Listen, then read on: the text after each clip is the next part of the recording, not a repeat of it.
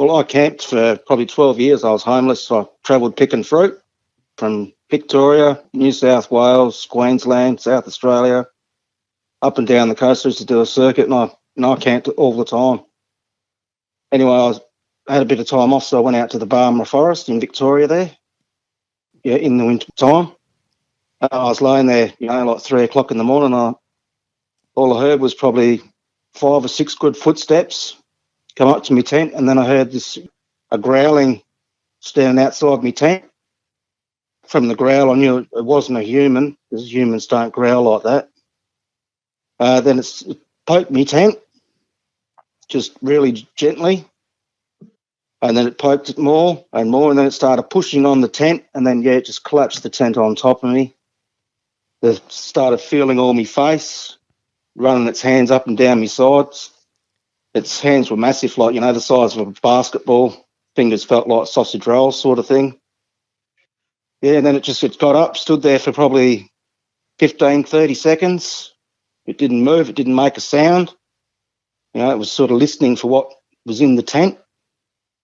Yeah, and then it just walked off in the opposite direction.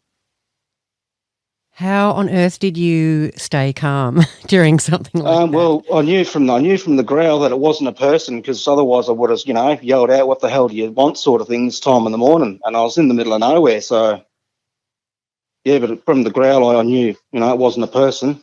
I just laid there. I thought, I'm just going to have to play dead here. I just laid there and held my breath. And then when it got up and just stood there, it was listening. Yeah, it's probably a half a minute it stood there, and then it just wandered off, big footsteps off into the bush. But I'd never heard it coming to start with. It just appeared like, 5 or 6 good footsteps up to the tent. What was the terrain around the tent? Was it leaf litter or? Yeah, it's all leaf litter and sticks and stuff. And so suddenly you just heard it? Yeah, it just appeared. So they were bipedal footsteps, something on 2 legs. Yeah, it was massive. Like, you can hear a person when a person walks, small footsteps. These were massive footsteps. It was more or less, 1.5 seconds between each footstep. It was, right. Big footsteps. So there were 5 or 6 steps coming closer to your tent, and then the steps stopped. Yeah, and they just started sort of poking the tent really gently to start with, like it was feeling what the material was.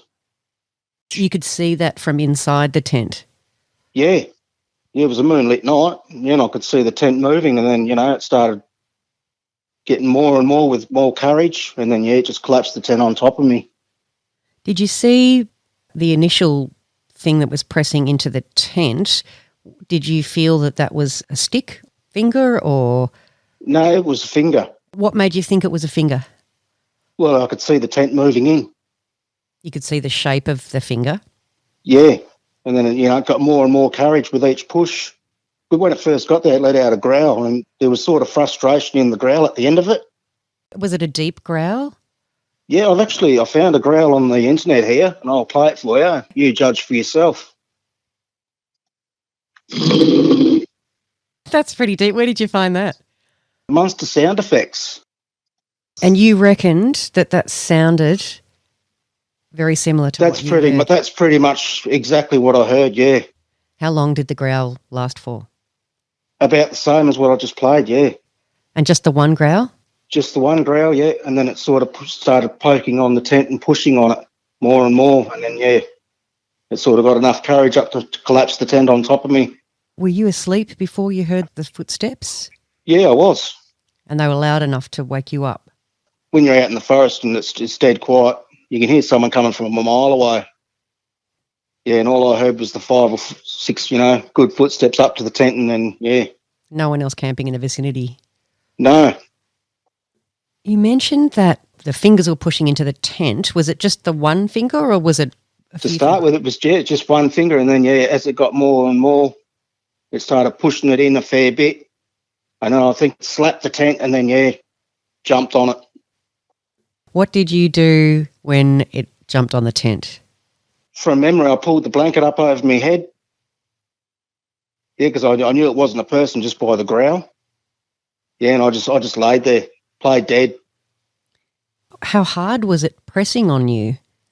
It didn't kneel on me or anything. It just, I could feel its body pressure on me, and then it was feeling all my face and, running its hands all over what was in there. So it had its hands on you. Was it using the rest of its body to hold you down?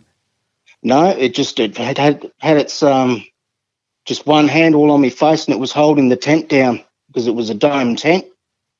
So do you think it was kneeling? Yeah, I think it kneeled, probably on the edge of the tent. Yeah, but it was enough to cover the whole, it was a 2-person dome. How many fingers could you feel when it was working its way? I think probably 3 or 4 fingers, yeah, but they were big fingers. Like one hand covered my whole head. Fingers were big like sausage rolls. That's pretty big. Yeah, I could feel them. Did you feel any nails on those fingers? No. Any claws? Because I had pulled the blanket up over my head when it started collapsing the tent on top of me. And you just played dead, stayed as still as you could? I just played dead, tried not to breathe. If it was on me any longer, I would have had to have started struggling because I was holding my breath. When it was on the tent, could you feel or hear any hair brushing on the canvas? Probably, fur up on its arms. I do remember feeling its arms and that on me. You could feel the forearm. Yeah. If one of the hands is running itself over your head, you could feel the forearm of it. Yeah, I think it sort of lent one arm across me waist sort of thing, and then it had me with the other hand rubbing its hand all over me head, and, it was trying to feel what it was. Did you hear any breathing? No, just the growl as it walked up, and then, it just stood there after it had got up off the tent. Like, as it got up, the tent went back to a dome, and it just stood there half a minute. So when it's on top of you and feeling your face, it didn't make any sounds, any growling or breathing noises? No, I didn't hear anything. I wouldn't be surprised if you were in a bit of shock too. After camping for so many years and then something like that happens to you, it changes you a little bit. Absolutely. In all those years of travelling around, you haven't experienced anything like this before? No, I've had koalas attack me, dogs and stuff like that. But, nothing ever confronted me out in the middle of nowhere and sort of jumped on me and feeling what I was in there. How did that make you feel afterwards? I was terrified. Like, I'd ridden a push bike out into the forest, so I had no easy escape. I couldn't just run and jump in a car and go. So I had to sort of sit in the tent.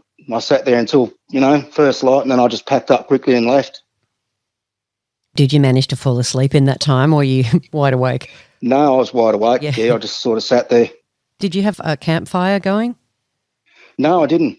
Yeah, I put the fire out when I go to bed. After it gets off you and the tent pops back up to the dome, you said it just stood there listening for... Walked probably 2 steps away from the tent and stood near a tree, and then it just stood there for about a half minute just listening. Yeah, and then it just stomped off into the bush. That's the direction it came from. Along a trail or just straight into the bush? No, just straight through the bush, yeah. Did you notice anything at all odd earlier on that evening or have any strange feelings? No, it was just a normal night. I laid there, read my book a bit, and then turned in about 9 o'clock. And that was, I was waking up at 3 o'clock with the growl at me, the footsteps coming and then the big growl at me tent. Mm. And then, this thing poking me tent. Like in the morning, were there any tracks? I didn't hang around long enough to have a look. I just packed up my tent and I got the hell out of there. I don't blame you. That would have been absolutely terrifying. Yeah. Was there anything else you wanted to add to? No, that's what happened to me. How do you feel about going camping now? Are you still travelling around? I've got a family now, 3 boys. Yeah, and I still take them camping and that. But I'm a bit more aware of where I go. I take knife. I've got a bow there. I've got a dog, axe, chainsaw. And you've not had any further experiences like that? No. Probably glad not, I would imagine. Yeah. No residual fear about going into the forest? It's always in the sort of the back of my mind, because I go motorbike riding down here in Tasmania off into the middle of nowhere sort of thing, and it's always in the back of my mind if I'm going to come across, something like that.